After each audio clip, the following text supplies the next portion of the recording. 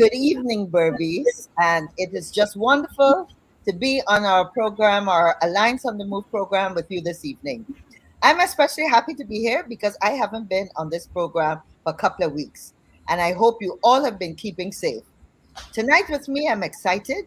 We have Devon Sears, our Member of Parliament for the AFC, and then we also have Ricky. And I know many of you in the Berbice area know Ricky because he frequents the area and engages with many of you on a regular basis. So this evening, I want to start off by saying belated Happy International Men's Day to all the good men, all the good Guyanese men that look after their families and their children. Yes, I know, I know. We give credit where it's due. So thank you to all the good men out there, and we were happy that we have a day to celebrate you. I want to go from that note of happiness to a little bit of remorse. Believe it or not, it is 10 years today that one of the founding members of the Alliance for Change, Sheila Holder, passed away. Many of you will know that Sheila was quite an advocate in Guyanese society. She actually had many years with the Consumer Affairs Bureau advocating for all kinds of consumer rights. And of course, you will know that in 2005, with Kamraj Ramjatan and with Raphael Trotman, the three of them gave birth to this beautiful political party called the Alliance for Change. And it hasn't been an easy road. I'll be the first to admit that. And you know, when I look at the birth and the 10 years of the, not 10, 15 years of the Alliance for Change, I realized that the task we had set ahead would always be antagonistic to many groups. And why do I say that? Sheila especially, and the Alliance for Change, had advocated some principles of trying to change the political landscape in Guyana. We talked about being a multiracial society. And I always like to say that others can talk about it, but when you look at the Alliance for Change, you know the talk is real. Just look at the program tonight. We are all so mixed up and we all come from different places, but we have one intention to do the best we can to make politics in Guyana better. And so tonight, I want to just mention to you that Sheila also went into Parliament. She first went into Parliament in 2008, sitting in a WPA seat. And then, of course, in 2011, she was part of the first set of parliamentarians for the Alliance for Change. And then, of course, as I said, unfortunately, 10 years ago, a week before the 2011 election, we lost Sheila. She lost her battle to cancer. I want to say that she's always in our hearts. The spirit of Sheila walking the length and breadth of this country. Many of you will remember her in the Region 5 and 6 area, advocating for women's rights and looking out for all the important things. She was a strong fighter in our parliament. And today we just say to her family and to her friends and to Guyana, we haven't forgotten her. We miss her terribly. So that's a little bit remembering Sheila Holder. Next, I want to go to the most topical and distressing issue we've been facing this week. And really just in the last 2 days, and that is the issue of this 7% increase. Now, we're happy for an increase, but really it could have been more, it should have been more. So, Devon, over to you to start us off on the 7% increase.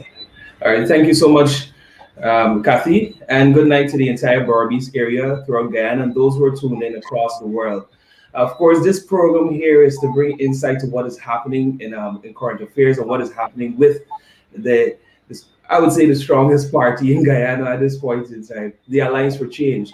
Um, we spoke earlier about Sheila. I remember Sheila for the very first time I met her. I think I was just out of college, sometime around 2007 in Linden here, and she struck me as a person who's fair, inclusive, but yet powerful.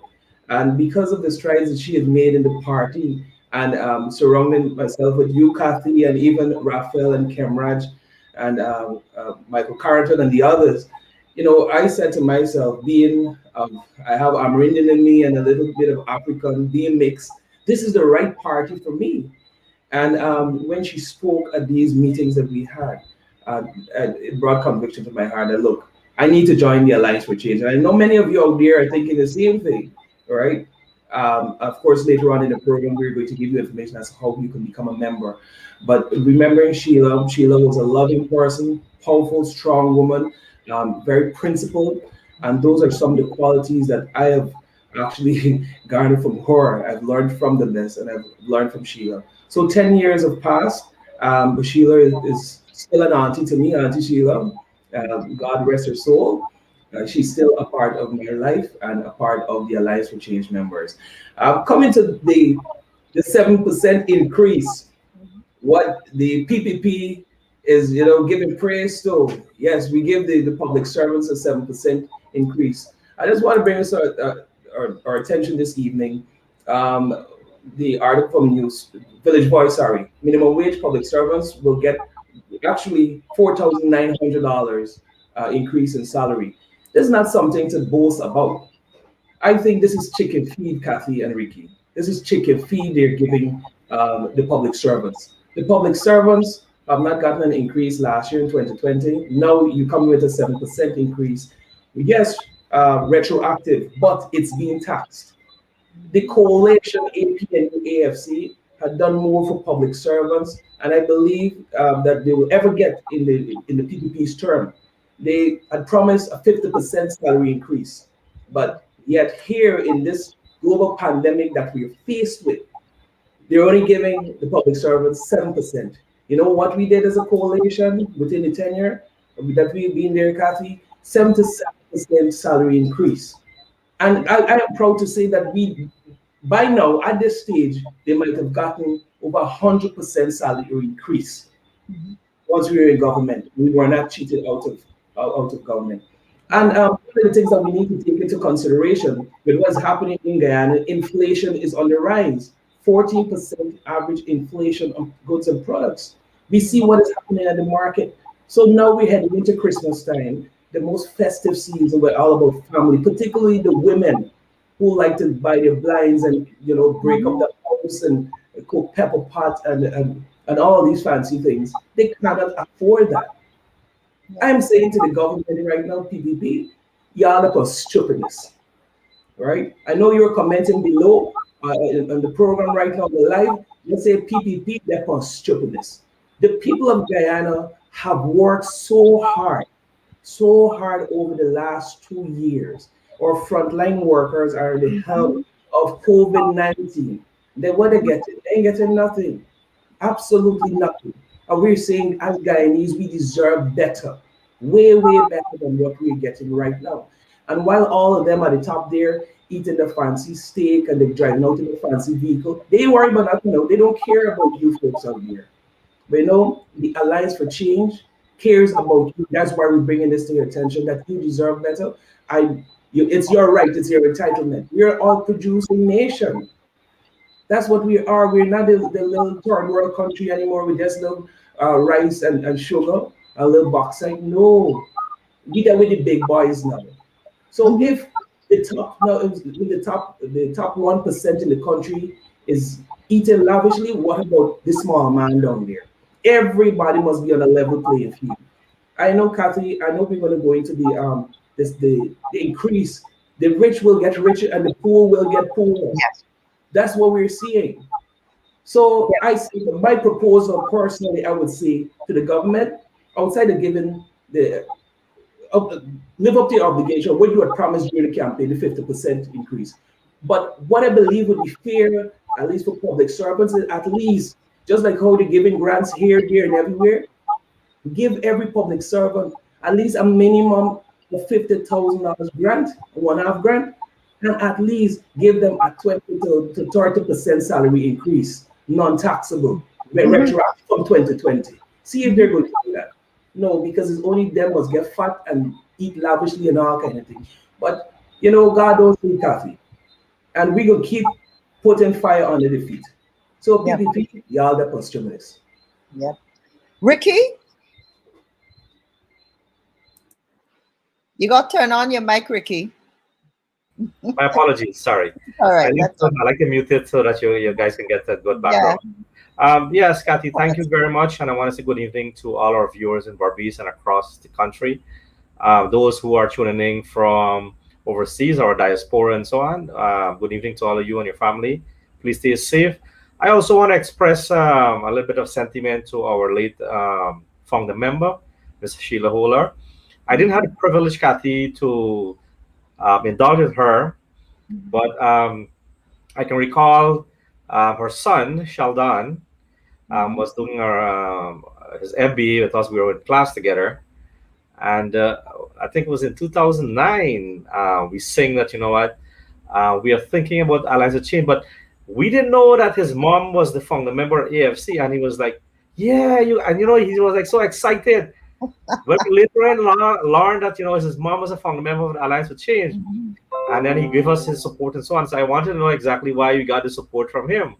But later on, I found out. But, I wanted to share this with our viewers that one of her belief is that she wanted to have like-minded people like herself to transform the political platform in this country.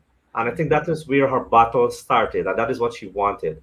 She wanted to create that opportunity. She wanted to show the change in the political dynamic in this country.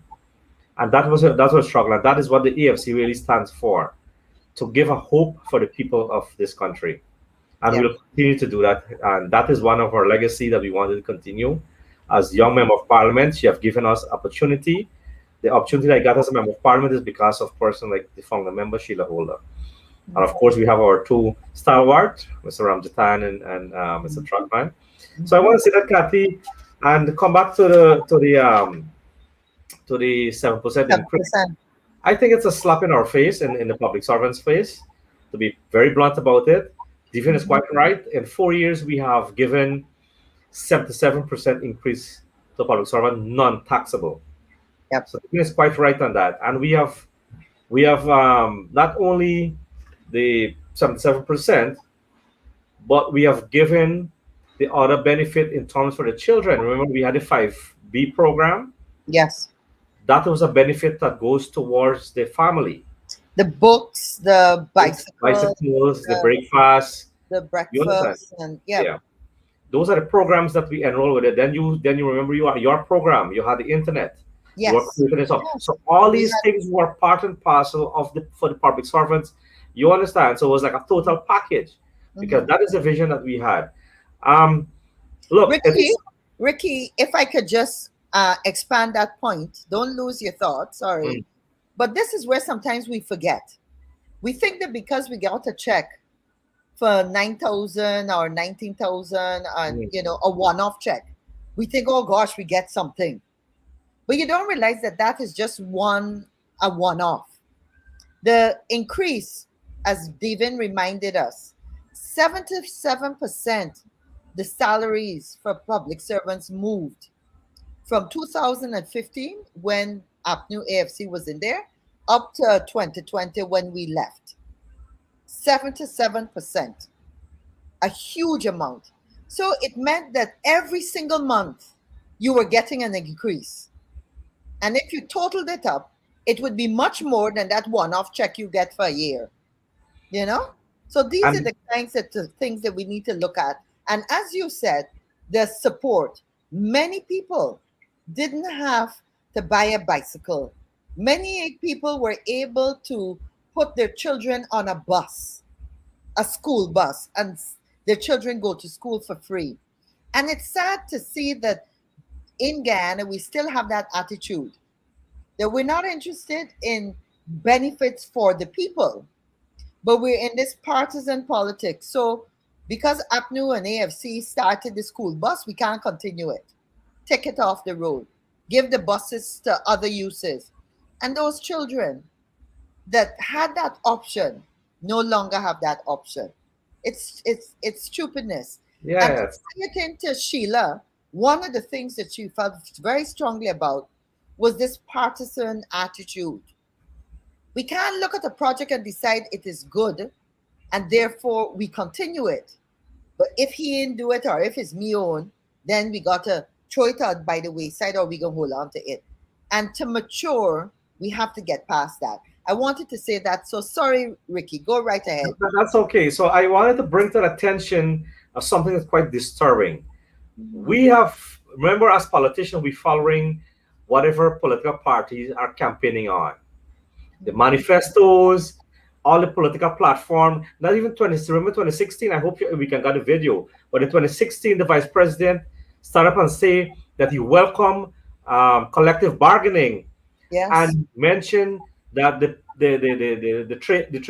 union should call for a 50% increase. Then when he said it in 2016, then they make a placard and put it all over: free education, 50% increase for public servants, to no more 2 a.m. curfew, and a whole set of posts all over. All of a sudden, they remove it.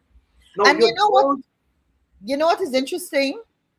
They're saying now that they didn't put up that poster, but at the time they never made a statement saying, "Folks, we don't know who put this up. It's not us." Yes, yeah, and you know they take so much of energy. These young ministers, especially Sonia and the minister Sonia Parak. You know, I'm disappointed in her. You know, as a young minister, to come out and literally say that, you know what, come in some other statement, say, you know what, now we can't give the 50%, but we can give you 7%. It would have been better. Yep. Then you come in and try to say that is fake and we Photoshop and all these things and so on. Yep. This is not, and I want our Barbadian to listen carefully about these people. These are the promises they made to you guys. These are the promises they made to you guys, and we were killing. It's, you know, it's like, and when it comes to public servants, how come the sugar workers get $250,000? Where is the balance and the equity in that? Now, you cannot put one up and one down. You are trying to suppressing a certain fraction of Guyanese people. And I keep saying, Ricky, go ahead. Yeah, Ricky, you know, we are happy that the sugar workers got. Yeah. Right? We're happy. But our principle is that everybody must get. Correct. Now, in the public domain recently, they've been saying that because, as you said, we're an oil-producing nation, our GDP is now 43.5%. Inflation, as Devin quite rightly said, increased to 14.5%. So already, that 7% that you're getting now really doesn't exist, because your cost of living has gone up so high. And we know that is true because everybody know, from going to buy a bag of rice, of cement, food, whatever it is, we all know it has increased tremendously, you know? But you're making a very good point, because at the end of the day, they got to take us for idiots. If technology allows us to hear Mr. Jagdeo saying in 2016, pay the people 50%, and now you're going to try and say that they never said that. It was never a view, you know? And that is what is so sad. And in Region 5 and Region 6, you know, with COVID, at one stage, Region 6 was one of the areas that had a lot of problems with COVID. And it's those public servants, those nurses that left their families, that went out to work every single day and night to look after people with COVID, to go out and to teach them how to be safe, you know, to man the hospitals when at that time you would have been worried about your own safety and the impact on your children. The teachers that maybe didn't have an opportunity to be trained how to do online learning, that all of a sudden had to start working out how they could still teach their children, you know? The teachers that actually went and collect booklets and took it to children's homes. Is that the way you treat our teachers? Is that the way you treat our nurses? The increase in crime that we're seeing, this is the way you treat the police? all those are real public servants Public that we servants, yeah. feel should have gotten something, especially when we talk about the fact that there's over $400 million in our reserve account. Mhm. That is the money we're earning from oil revenues. Why can't we give some of that to the people of Guyana? At this point in time, I think it would be good. Ricky, should we ask our technical people to play that clip? Yes, Because if they can. If Yes, they can, please. Please. yeah, they need to hear Mr. Jagdeo himself. Mhm. And I want to say if he asked for it in 2016, he should have been telling his cabinet and the president, give the people the 50% now. Yes. Can we get our technical people to hear Mr. Jagdeo? Let's remind him of what he said. Technology is an amazing thing. Over to you, Mr. Technician. Play the clip.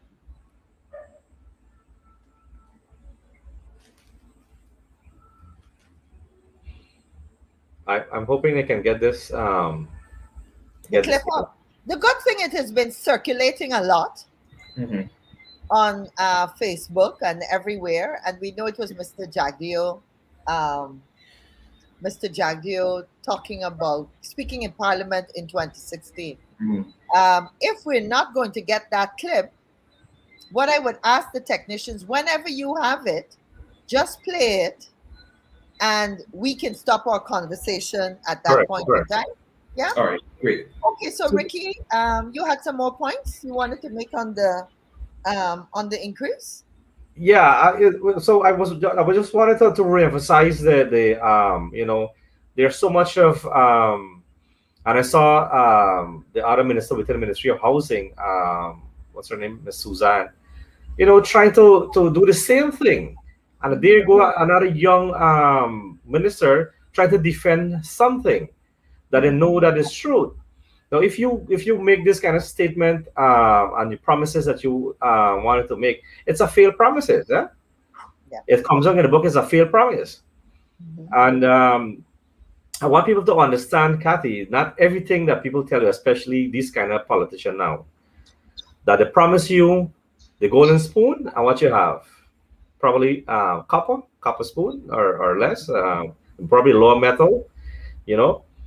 So you have to be careful. There were so much promises made, and we're gonna come to that on our next topic with the fishing and so on. I think we Right. want to capture that. Yeah. But Kathy, I think as Devian rightfully point out, 30% will be good. I was thinking the same thing that Devian was saying, 30%, but not taxable. You can't tax it, Yes. man. Come on, come on. Yeah. Come on, we have enough. You mentioned, Kathy, that we have enough. Yep. You understand? You And have to.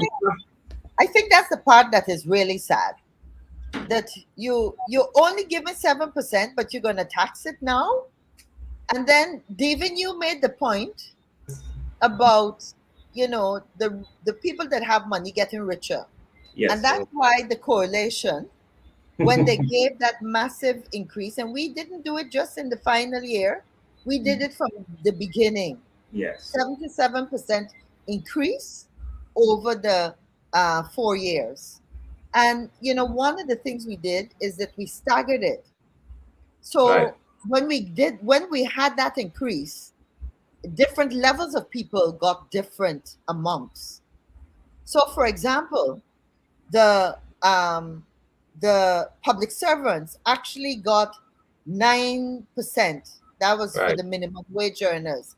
And then for persons earning 100,000 to another category, they got 8.5.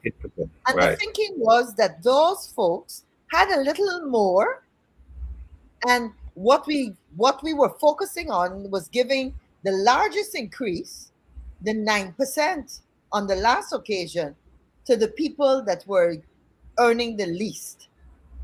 And then those that got higher levels, people making over $1 million a month, got a much smaller 1%. you know, and 1%. that was fair. Devin, you want to comment on that?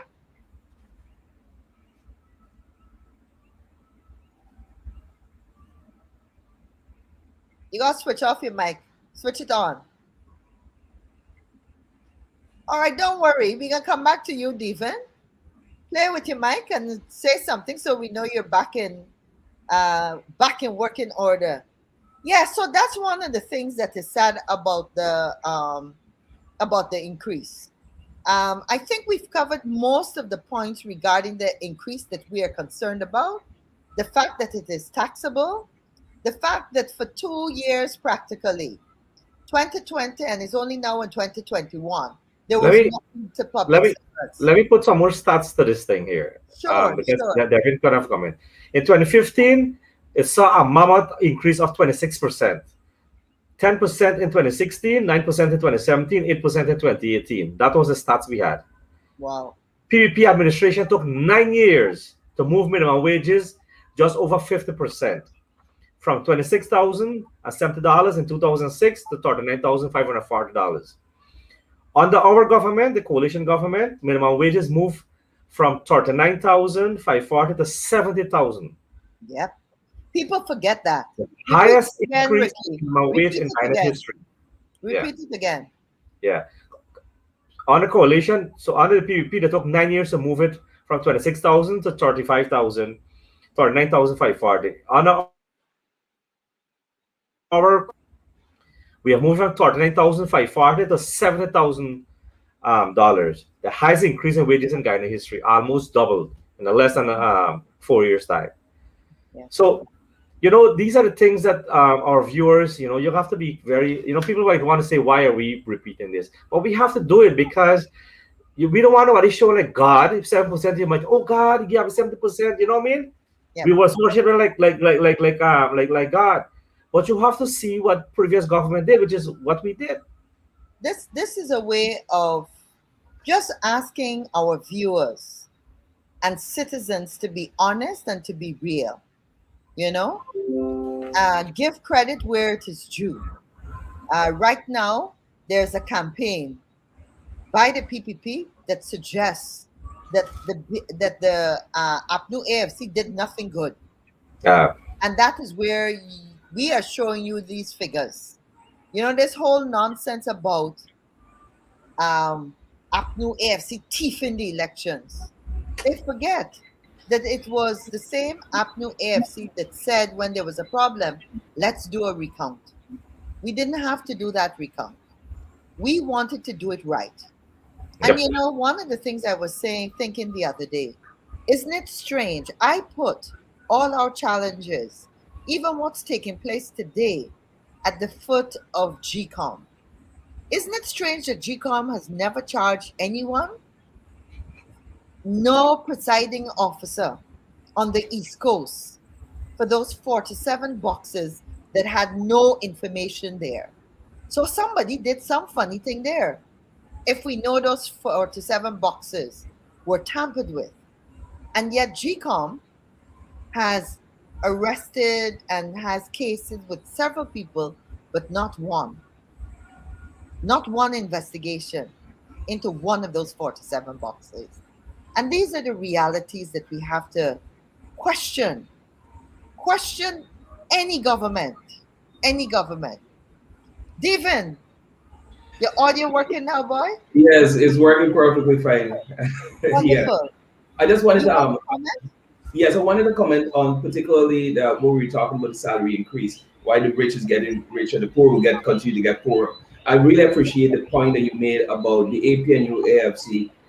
When we did the salary increases, the percentage varies, right? Because let's say for a person who is making $1 million, they're going to get $70,000 increase, and that is retroactive, and that is times 12. So a person who's working for $100,000 who's going to get $7,000, and then that's times 12. And of course, you have to take out that tax that we're talking about. What is happening right now with the PPP is that they're catfishing us.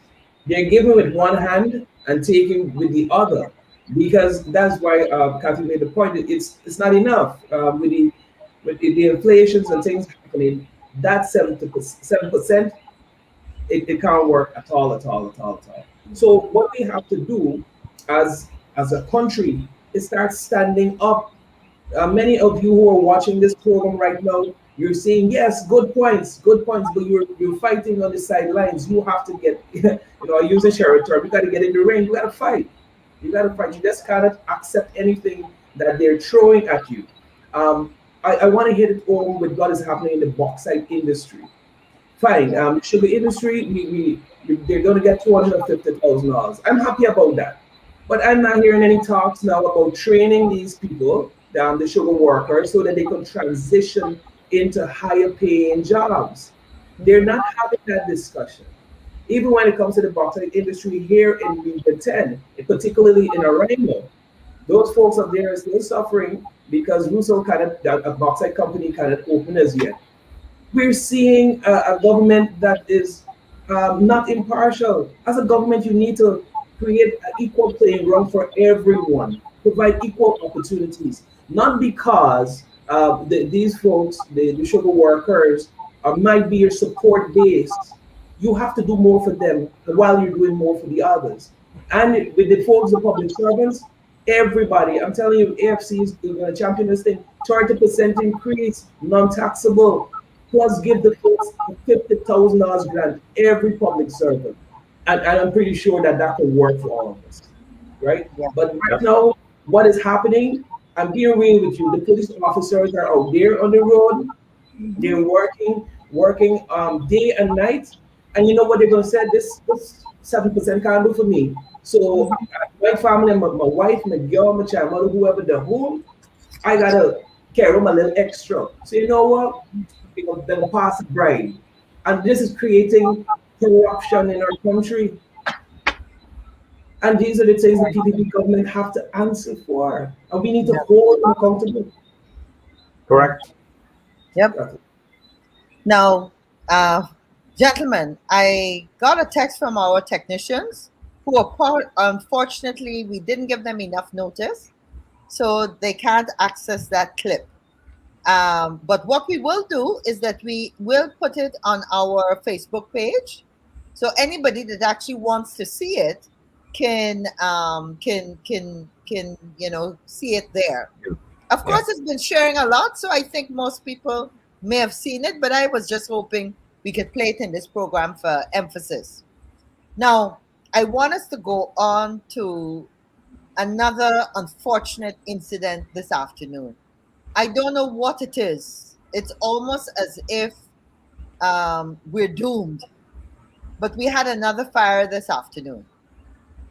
Why is it we have all these fires when this PPP government is in place? Ricky, you want to talk to us a bit about the fire and Kathy, explain to people that may not know where this fire took place? It's yeah, the Kathy. I mean, it's very unfortunate that it happened at yeah. the head office of the police, main office of the police compound, Ivlery. It's at the office of the professional Responsibility. responsibility, the OPR Yeah, office, which also housed the DBP office, yeah. same building, which is Kiri. Hmm. Suspicious, maybe I will say. Hmm. But I'm kind of disappointed, Kathy, because the statement I listened with the Minister of Public Security in one of the police video. I don't know if you guys saw that one This is today? today. Yeah, today, as No, I recently, haven't seen it. and Don't he tell me they're mentioned, saying is the opposition create the fire again. well, actually, that is where he's coming to now because he said there are some people there in the diaspora said that Georgetown will come under fire. You are talking here about two buildings under the police of the Guyana Police Force, the highest security here. How come? I'm not getting it. I'm not getting. Ricky, they you know what they don't realize? That they ought to be ashamed to even suggest that. Because that was the thing with Brickdam Police Station. A police station, and even this location now that had officers of different arms of the police force should be and is one of the most secure places. How can Kathy, anyone off the street walk in? listen to me. And so You they don't realize that they make themselves look stupid when more they than say that. more than They think you we're are stupid. this statement here. You You are can't saying police your own players. How you gonna that police other people? yeah, you were saying that the fraction in the diaspora mentioned that they're gonna put Joshua under fire and you not take security control. In this very program here, we had a program here when we had the breakdown fire. I said people asked what's the recommendation, what should be done. What happened to the sprinkler? What happened to the fireproof safe that you can put your documents inside? Nobody didn't take precaution from that fire. You Right. wanted to say that you didn't take your that you know okay, you make the bold statement that we threatened to burn down Georgetown. You didn't take precaution, and it happened in the police force, the Yeah. one that's supposed to secure the rest. And you can't walk in off the street and go there. None of these places you could just walk in. So, So David, precisely my you point. want to come in on Precisely. this? Yes, please. It seems that this country is becoming a wild, wild west. Yeah. People look to the police for protection, and I'm not going to cast blame, but for me, a few months ago we had the breakdown fire, and now this. It seems very suspicious and convenient. It seems very suspicious and convenient. And I'm waiting to hear who's going to get arrested, whether it is going to be the lighter sponge and a piece of wire. What somebody is saying is that it's going to be a pint of broom and paper this time, right? Kathy, I'm waiting to see what happens next.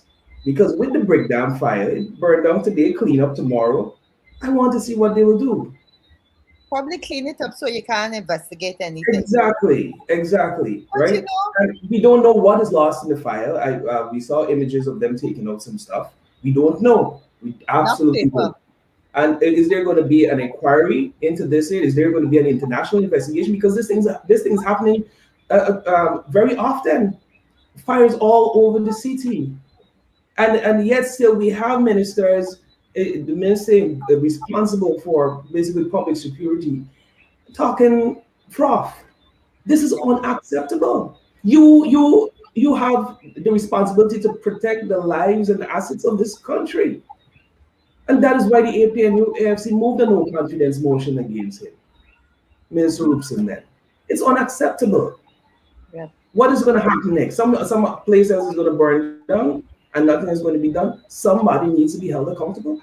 And the minister has to be held accountable at this point. Well, you know, as we're talking, and Ricky was able to share some sentiments which some of us haven't seen yet from an official. You know, sometimes it's the ordinary people that has got a handle on what's going on.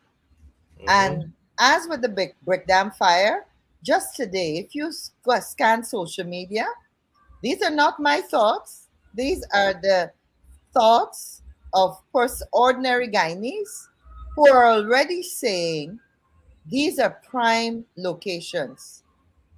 And they are suggesting that these fires are so those locations can be used for other things.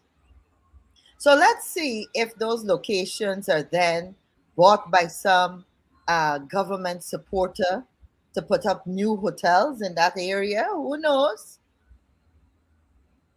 They are prime locations. So let's see. Let's see. I want to put a caution out there. You hear? Just like we were cautioned Mhm. that when we get back in that office there, we can deal with that. So whoever got intention to buy, think twice before you go. Yep. You understand what I'm saying here?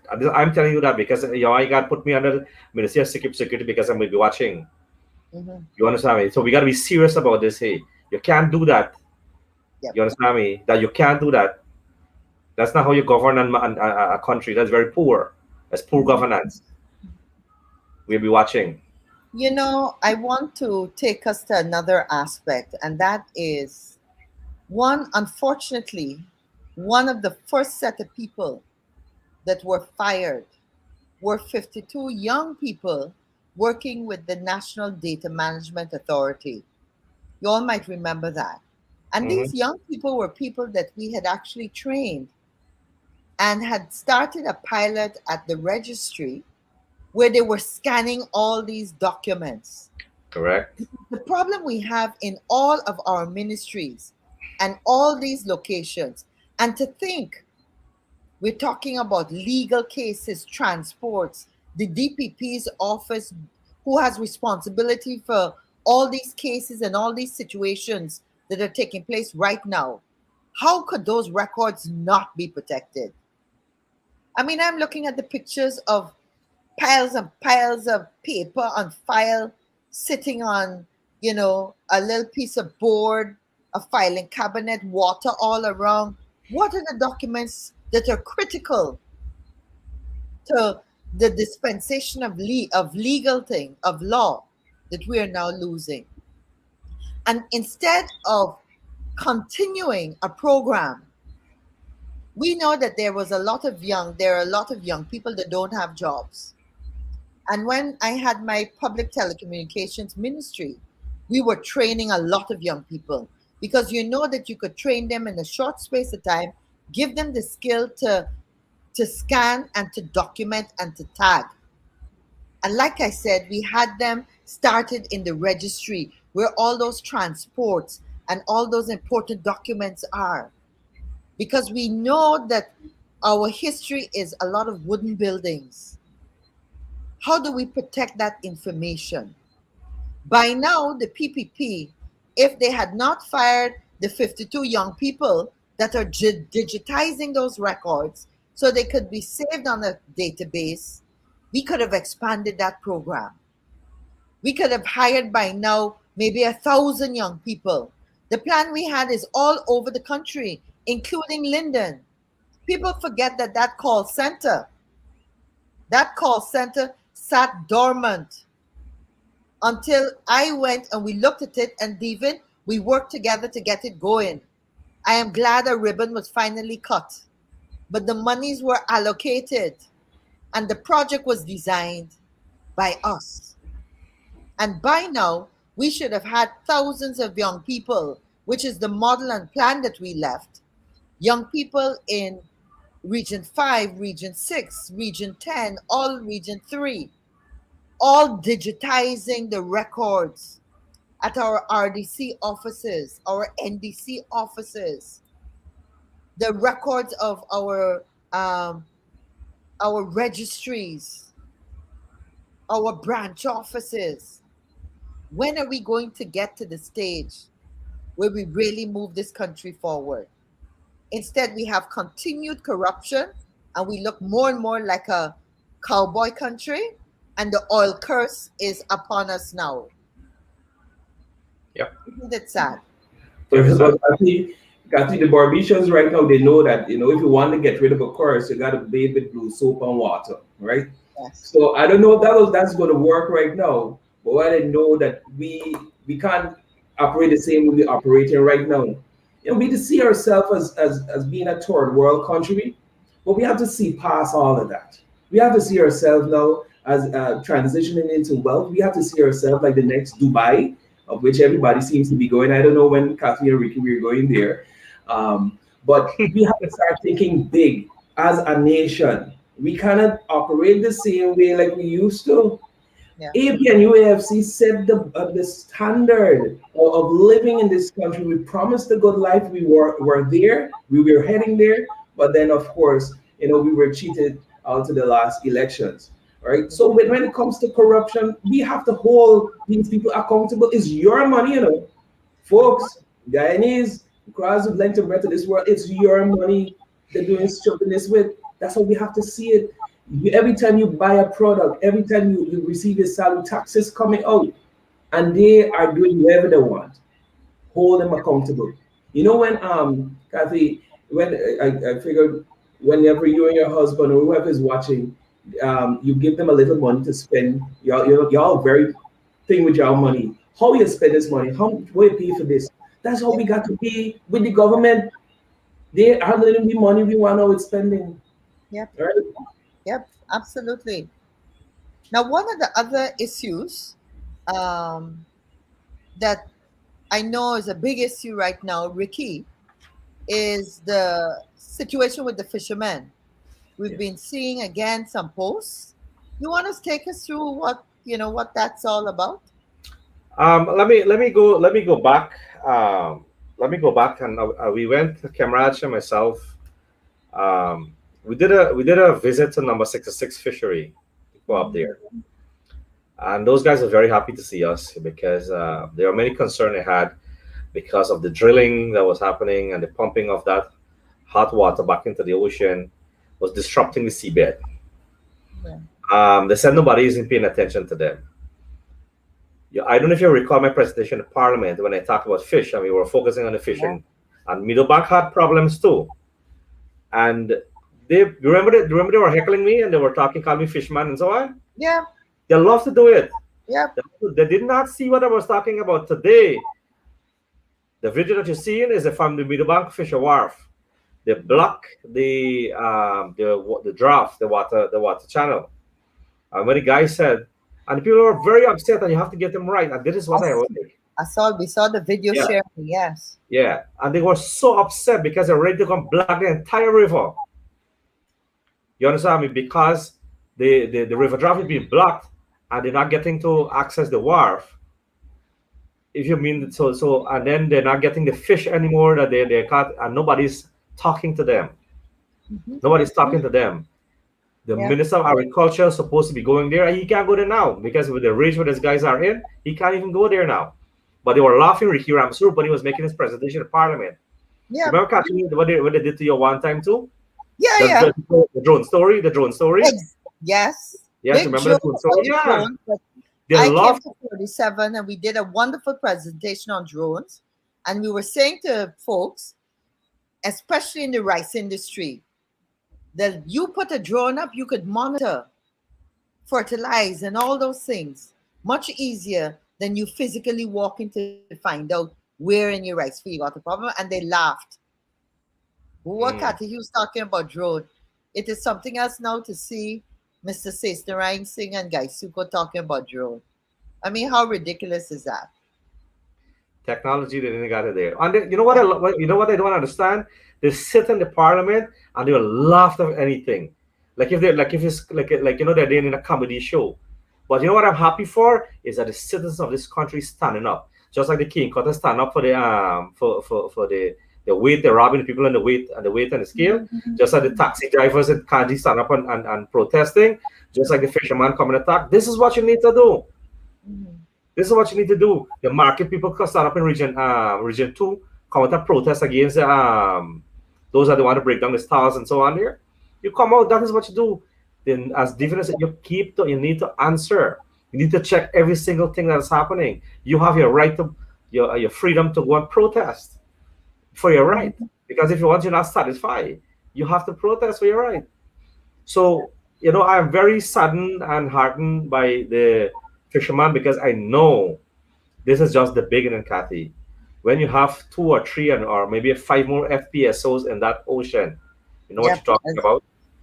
And the problem is we don't have a strong EPA now that is checking all of these effects and what kinds of effects it will have on the various sectors in Guyana. Mhm. Because now more and more we're hearing that they don't need to do the environmental impact assessment. They don't need to do this. We sign off on that. So we don't even have an agency that is looking after and protecting the citizens and their right to life, their right to earn, the fishermen, whatever sector it is. We're in a bad way. We are in a bad way. Yeah, we are. Yeah, You definitely we know, are. Yeah, because you raise a real thing there. The importance of having a vibrant and active and functioning EPA, because we could very well have the country wiped away because of our irresponsibleness, and that's what we're seeing that is happening right now. The EPA have to maintain that independence, and we see the EPA itself being controlled by the government. Pass this project, forget about EIA, that don't matter. But we see what is happening across the world when it comes to global warming. Every so often we're losing fishing grounds because of various reasons, especially now with this oil that we have, that God has blessed us with. But we have to manage it properly. And that is what we're not doing. Mhm. You see, and I went on to join the other EP, the what you call it, the scoping meeting for the next drilling that's going to happen. And there's a lot of civil society are now stepping up, which I'm very proud of. I'm so proud of them. You have them coming in. You have Melinda Janke. You have Janet Volkan. These are strong persons. These are environmentalists that really, that, and people need to understand. And this is what the Barbies people need to understand. They're not fighting for themselves. Those people living overseas. They're fighting for you, your children, and your grandchildren. Yeah, and the So, principle on what is right. Oh, exactly. You can do the things. We're not stopping anything that's happening, but you can do it and do it properly. You have to conduct a proper ESIA, the environmental impact, social impact assessment. That's going to tell you that the wildlife, the fish, and everything and so on. Do you know that the forest under the ocean is much more bigger than the one up at the top of land? You guys know that? It's much 2 times, 3 times bigger. Mhm. The forest under the ocean. And Ricky, as you talk about the civil society, I was very happy that recently there is a group that is looking at the modifications that the government is proposing, the changes to the legislation with regard to our election laws, And, they made a really good point. First of all, it's good to see some independent civil society That's right. That's right. working, but they made a very good point. And this is something people in the society are talking about. Changes to the elections laws should come from GCOM. And they That's should right. be going to all the communities, explaining to people what they want to propose and what it will mean. When are we going to do that, as opposed to you just sharing a document only amongst the political parties, as if only the political parties are important in this country? And then you're going to go into parliament, and because you got a majority, you're going to pass it. You don't care what people think. You don't care what people say. You don't care whether the majority of Guyanese think that this is good for Guyana. And so the consultations on something as important as our election machinery, we have to sit and talk and come up with something that works for everybody. You can't shove it down people's throats. That transparency. Because in the long run, you're going to have more problems. You will have more problems.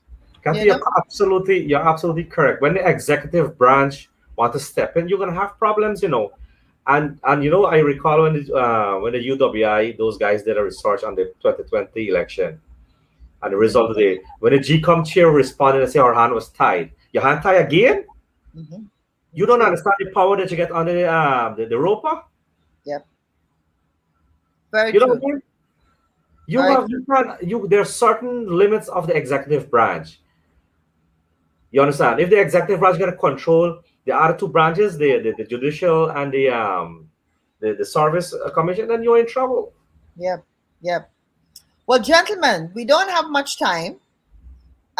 We do want to start wrapping up. I actually have the clip here, and I was wondering if maybe the audio. So I want to do a little test.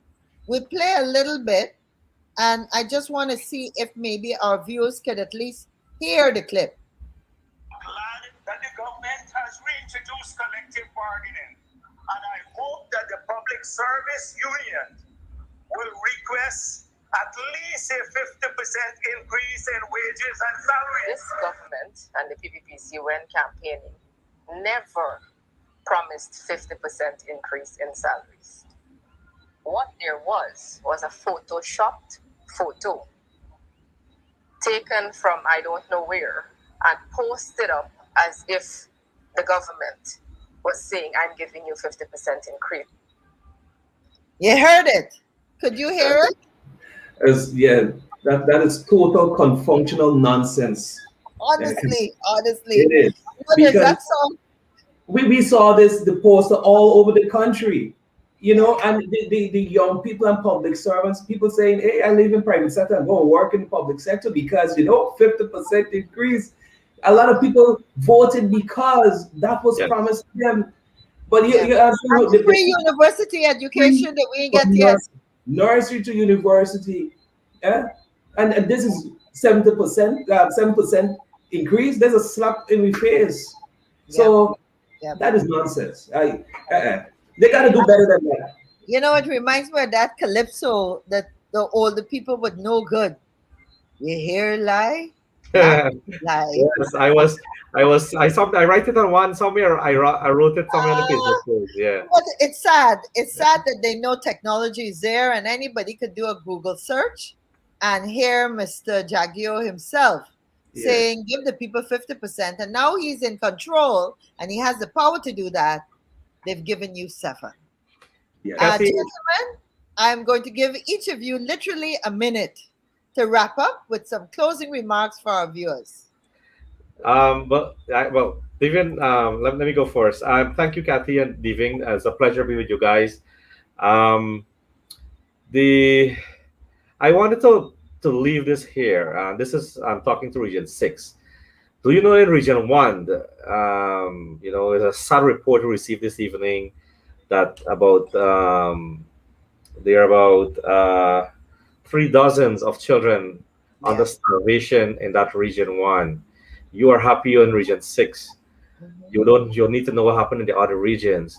It was shocking when I can discover that we have starvation to that limit in Guyana. They might not be fully Guyanese because it doesn't matter. They're in our land, they're on our waters. I am calling on the government to ensure they go there, get a vac and everything, and go down there with the medical to ensure those children are being looked after.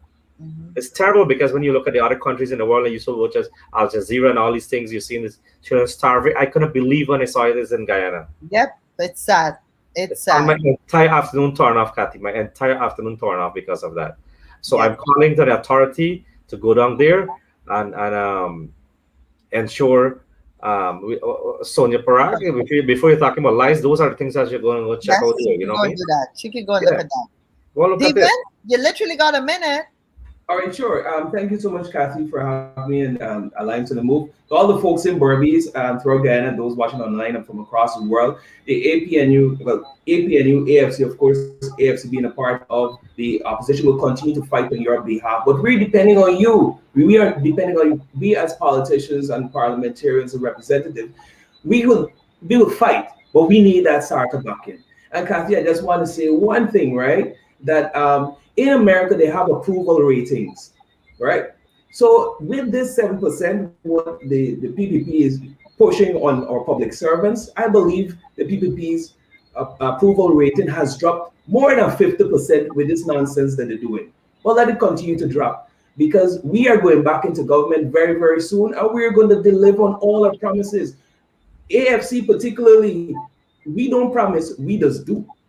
So continue being strong, and God bless Guyana. Yes, and in closing, I want to remind all our viewers, we are still dealing with COVID in Guyana and all over the world. We cannot take this lightly. Even if you feel you could go out and things have changed, you be safe. Wear your mask all the time. Try and spend the time with friends, close family and friends that you know are also protecting themselves. This is not the time to go down the road partying and don't have on a mask and to take all kinds of risks. We have seen the people that have succumbed to COVID in Guyana and all over the world. And every person, every young person that we've lost is very, very important to us. So keep safe, keep positive. Remember that you can contact us, any of us, on our Facebook page. Any information that you have that you think we need to publicize so that we can push transparency and accountability in this country, we want you to share it with us. That's what the Alliance for Change is committed to. And we continue to be committed to that. We've got to work together for better Guyana. God bless you all, and thank you very much for joining us this evening. Have a good week. Good night, guys.